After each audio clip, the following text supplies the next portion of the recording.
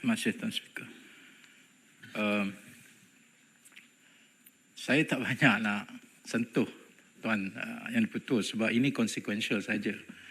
Oleh kerana kita ada akta baru, maka dibuanglah di dalam akta yang sedia ada. Pada waktu yang sama saya menyokonglah. Tapi pada waktu yang sama kalau diizinkan oleh yang betul, saya nak patah balik sikit tentang isu perlembagaan. Dalam isu perlembagaan. Tadi saya mendengar dan sebelumnya saya ingin ucapkan syabas dan tahniah sebagai Menteri kembali balik di tempat asalnya. Saya hanya ingin membuat sedikit komen tentang jawapan yang diberikan dalam akta sebelum ini bahawa isu sebenarnya kenapa GEG itu ditolak adalah kerana perlembagaan. Di mana dia katakan, setahu saya asasnya ialah ianya bersifat discriminatory. Cuma saya ingin tegaskan di sini, Tuan Speaker, discrimination is not all bad sebenarnya. Diskriminasi tidak semuanya tak baik.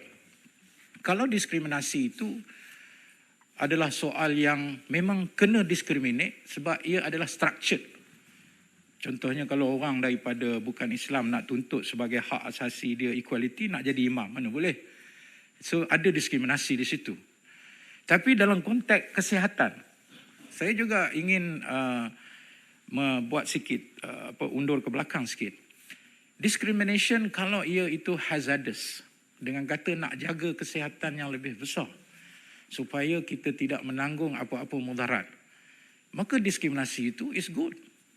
Bermakna ianya tidaklah dikatakan mutlak equal artikel 8/1 itu sebagai mutlak.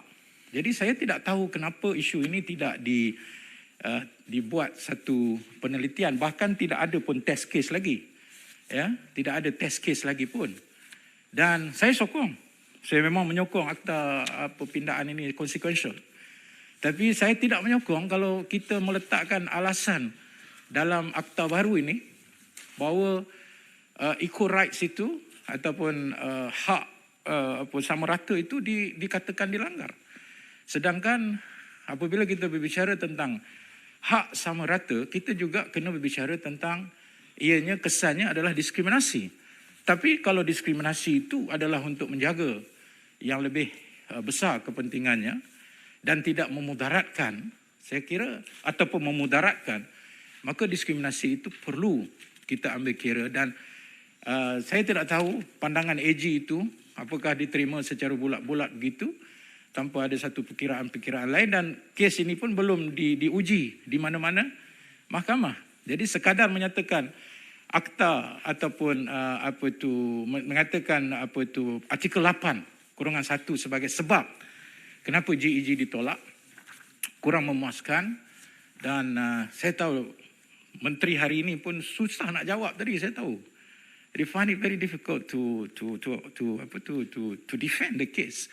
Jadi saya sekadar menyatakan menyokong akta ini, tetapi tidak berpuas hati dengan hanya mengambil alasan AG, menyatakan sebab artikel 8.1 kita tak dapat nak laksanakan generational endgame itu. Itu saja saya nak rakamkan kepada Dewan. Sekian, terima kasih Tuan Yang Dipertua.